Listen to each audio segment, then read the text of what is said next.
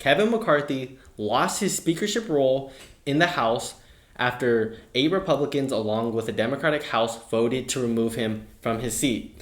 I'll talk about why this makes absolutely no sense by Matt Gaetz, who initiated the motion, and how it's destroying the Republican Party, and what's going to happen next because of this. Then the trial of Donald Trump over his business fraud case started this week, and my God, it is just another witch hunt.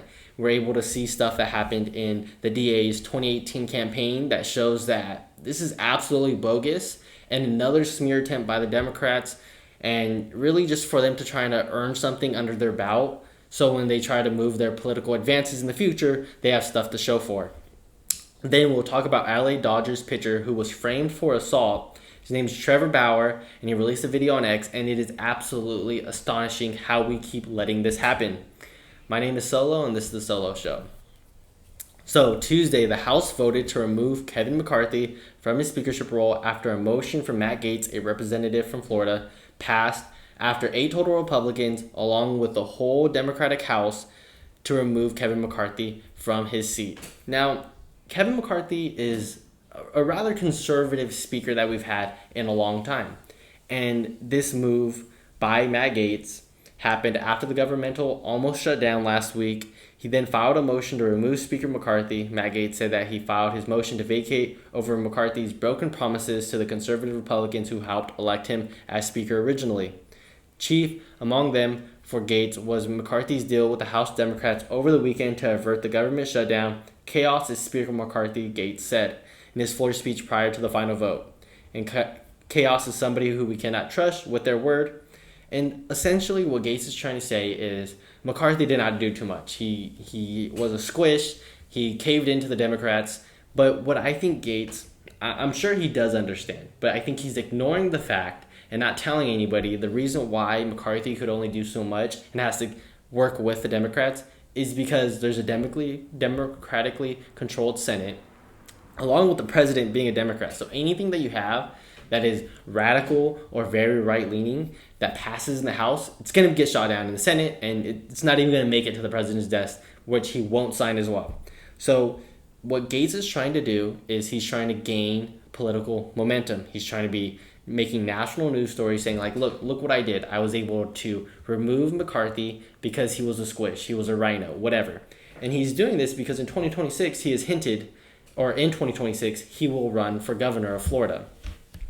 And I mean, this is absolutely destroying the GOP. So many people are becoming selfish and trying to gain their political advances by doing stuff like this. And it's really just tearing down the Republican Party and any momentum we have to take back the House by a supermajority or the Senate in a majority or even presidency, is that people keep making things about themselves and not about the American people. And the Democrats are just going to sit back and laugh. And this is exactly the problem in Washington that we have right now with the GOP.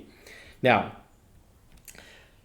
it doesn't make any sense. But what's most likely going to happen, Jim Jordan just announced he will be making his run for the speaker role. Some people are talking about Donald Trump. If you don't know, to be Speaker of the House, you don't have to be an actual elected official or a House representative member. You just have to be voted in. So technically Donald Trump can get the vote, but this won't happen at all. It's most likely going to be Jim Jordan. He is rather very popular amongst, the more writer-leaning conservative Republicans like Matt Gaetz, Major Taylor Greene, and Representative Lauren Boebert. So he's most likely going to be the next Speaker of the House. McCarthy said he will not run again. So yeah, that's how it's looking over there. But what people aren't realizing is when you have split power like this, but 2/3 of it being controlled by the Democrats, you're going to have to make compromise. You're not going to get the Republican strong legislation passed that you want. You're gonna get blocked by the Democrats. So you have to work and compromise. And McCarthy did that. I think he did a wonderful job. He passed legislation to not keep the government shut down while also taking away funding from Ukraine. He cut it down a huge amount, and I think that Matt Gaetz is just trying to make political momentum into his basically the way he wants it.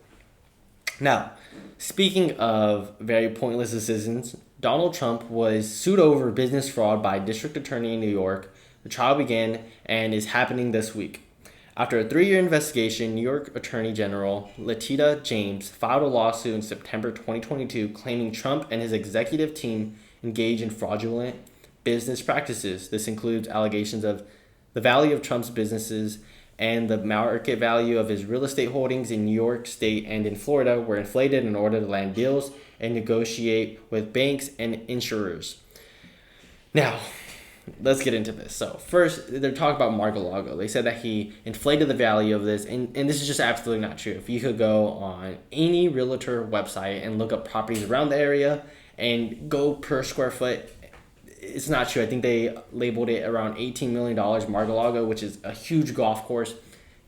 Blows it triple that. That's the amount that they're saying that it's cost. So that we could already rule that out.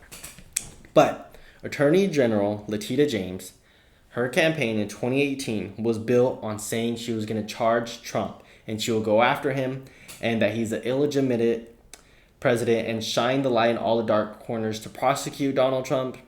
And that sounds like political prosecution to me. This sounds like just because you're a Republican, I'm going to go after you. And that's how she gained momentum. And that's how she really got elected. They're saying that I'm going after Donald Trump. Don't matter what. I'm going to find something wrong that he did and prosecute him.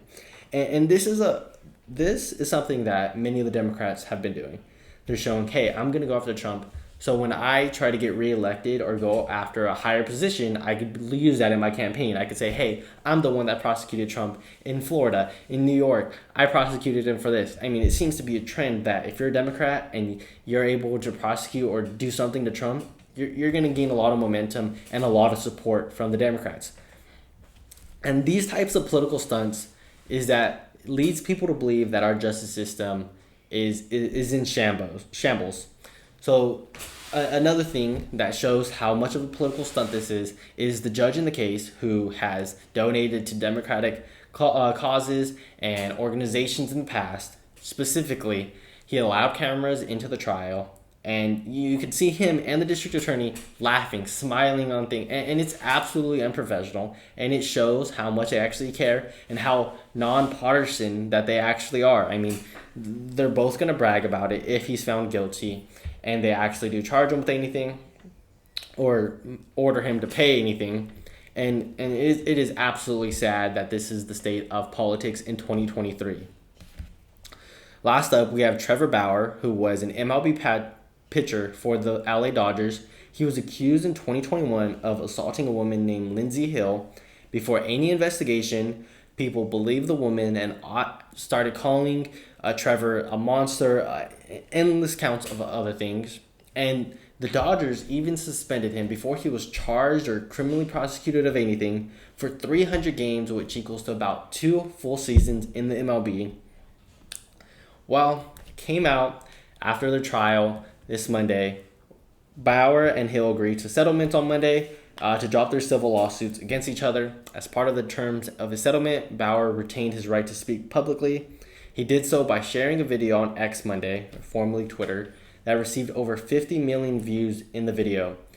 In the video, Bauer shared new text messages that were previously not released. And if you don't know, you can't talk about the case before that because he's going to smear her and basically make her get her scared to the point where she's not going to want to prosecute anything. So he wasn't able to talk at all about the case while it was ongoing, really to defend his name.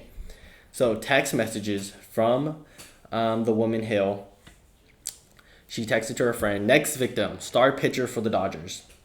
Bauer also said that Hill told a friend that she already had her hooks in Bauer and that his net worth was $51 million, to which her friend replied, B-word, you better secure the bag.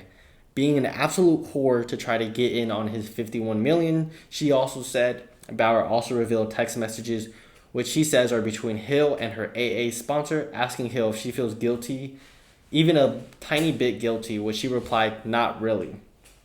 The former pitcher, who is spending his first season pitching in Japan, shared a brief video clip as well in the same video clip, and it's apparently recorded by Hill, and it is recorded by Hill, who was laying beside Bauer in bed the morning after their second sexual encounter in May 16, 2021 video. Hill can be seen smirking and generally looking happy. You can see her smiling in this screenshot from that video.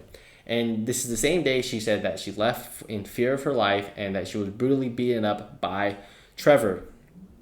Now, this shows the very flawed movement of believe all women and also hashtag me too. And it's absolutely failing our society. So, when we don't lead with innocent till proven guilty and learn all the facts of the case and really learn what's happening in the situation, we often prosecute people in the public image of whatever those first bases were. And we see that with plenty of celebrity people. And what we need to remember is just believing accusations blindly is going to get innocent people hurt. And this is something that we see here and in many other cases.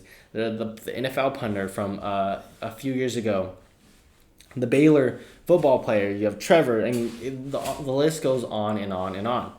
So what we need to do from now on is not have public persecution until we learn the facts of the matter. I understand how hard it is for a victim to come out and speak about their experience and be afraid to speak up. But that does not mean that we have to fully agree with her and think what she had done has right. We should tell her, yes, you should, and let's learn the facts of the case and let criminal matter go on. Now, the second lesson that should be learned from this is that these rich and famous men should stop sleeping with whoever they want, whenever they want, and sleeping with endless amount of women, because then you get yourself into situations like this. So I wouldn't let Trevor off the hook completely, because you're just doing all this, and look what happened because of it. You lost millions of dollars. You're lied about, so you have to take precautions to make sure things like this doesn't happen to you. That's all I have for today, and I'll conclude this episode. So thank you guys so much for watching. Make sure to like, comment, and subscribe. I'll see you guys tomorrow.